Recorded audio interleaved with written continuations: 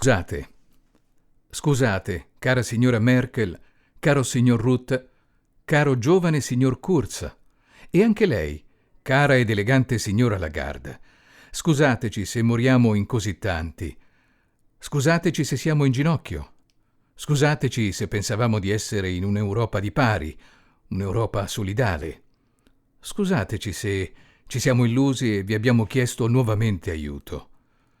Quando abbiamo fondato l'Unione Europea, l'abbiamo pensata come una famiglia, unita, e che aiuta chi è in difficoltà.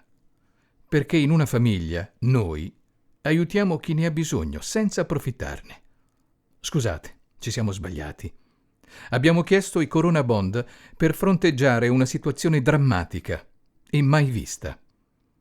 Ci avete girato le spalle, ancora una volta. Avete rifiutato, rimandato di 14 giorni ogni discussione. Pretendete interessi spropositati, meccanismi di calcolo che mirano non ad aiutare, ma a soffocare una nazione, un popolo, la sua economia, le sue aziende. E intanto noi stiamo morendo, a migliaia, ogni giorno. Volete aspettare 2 settimane per vedere se vi può essere utile? Oh, cari signori, non vi è mai passata quella malsana convinzione di superiorità. A tal punto desiderate la supremazia, il dominio, l'umiliazione di chi evidentemente considerate inferiori. È questo che vi anima?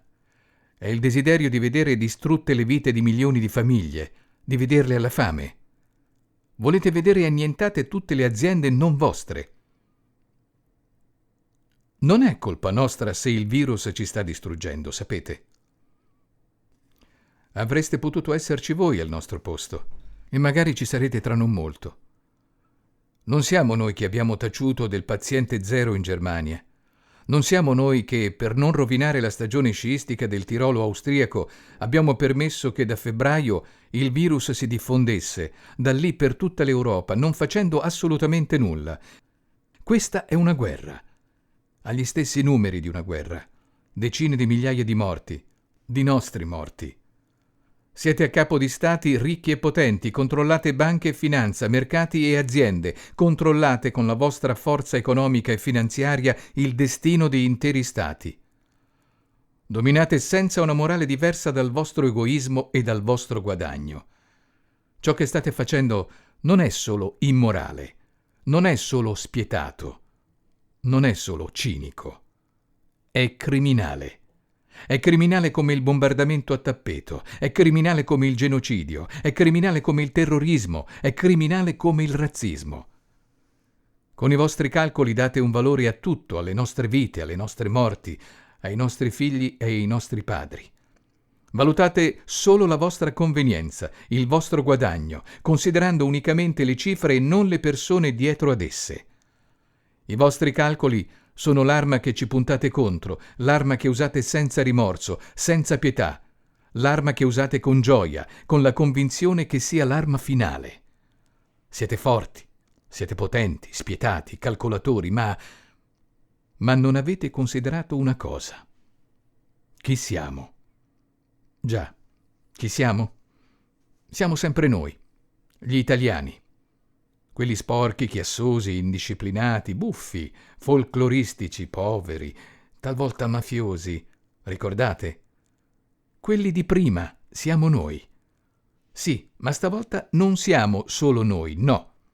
Siamo anche i fratelli spagnoli, portoghesi, greci, francesi, rumeni.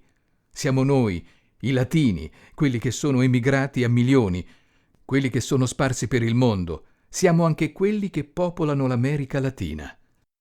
Siamo noi, il popolo mediterraneo, quelli che vivono sulle sponde di quel mare che ha cullato la civiltà. Non solo italiani, ma anche marocchini, algerini, tunisini, libici, egiziani, palestinesi, israeliani, libanesi, siriani, turchi, albanesi, slavi. Siamo noi, quelli che lavorano nelle vostre miniere, nelle vostre fabbriche, nei ristoranti, nelle officine, nei campi, nelle serre, nei magazzini, nei cantieri. Siamo noi, quelli che sfruttate, che sottopagate, che emarginate. Siamo noi, quelli che hanno famiglia, che hanno un'idea di famiglia diversa dalla vostra, quelli che si aiutano tra loro, quelli che vi aiutano quando ne avete bisogno, Siamo anche gli asiatici, quelli che accudiscono i vostri anziani, che li curano, che puliscono le vostre case, quelli che lavorano come schiavi nelle vostre aziende lager, che pagate centesimi per prodotti che vendete a centinaia di euro. Siamo gli africani, quelli neri, quelli che applaudite solo se giocano nella vostra squadra del cuore, quelli per cui esultate se segnano, ma che altrimenti trattate come bestie e considerate schiavi. Siamo le donne e i bambini di tutto il mondo sfruttati, maltrattati, affamati, dimenticati. Siamo noi, tutti colpiti più o meno dal virus, tutti in difficoltà, tutti da voi ignorati quando non sfruttati.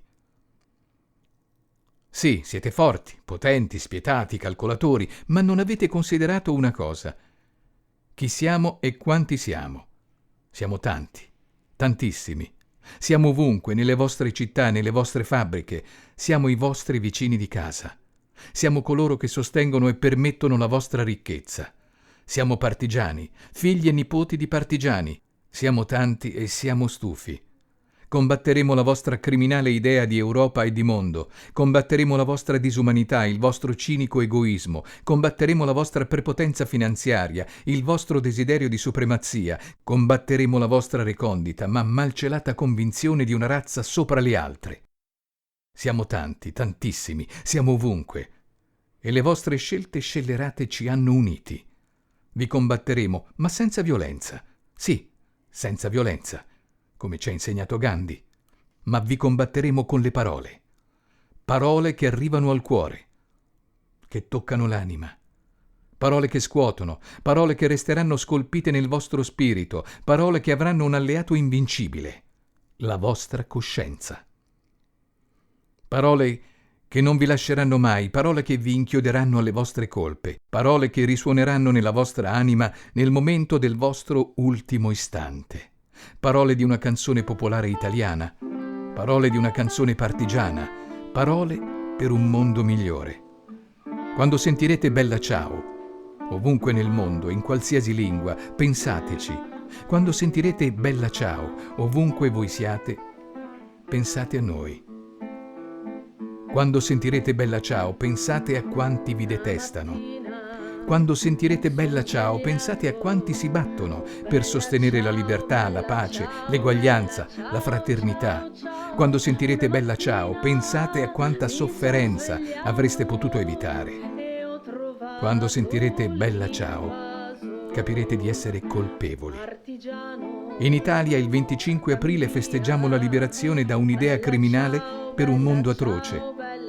Un'idea che oggi sta tornando.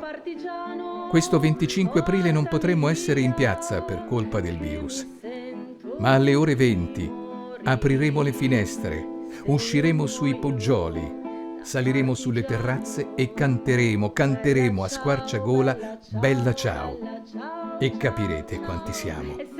E canteremo ogni volta che vi vedremo, in ogni piazza, in ogni strada, in ogni luogo. Canteremo per voi, contro di voi. Canteremo sempre Bella Ciao. Inonderemo la rete con le nostre Bella Ciao da ogni parte del mondo, in ogni lingua, in ogni luogo, e allora capirete di essere dalla parte sbagliata della storia. Abbiamo chiesto una mano per rialzarci e ci avete dato un calcio in faccia. Quando sentirete Bella Ciao, per voi sarà troppo tardi. Una voce italiana, ma non solo. Hashtag una voce italiana. Hashtag Bella Ciao. Testo di Stefano Bruzzi. Questo è il fiore del partigiano. Oh, bella ciao, bella ciao, bella ciao, ciao, ciao. E questo è il fiore del partigiano morto per la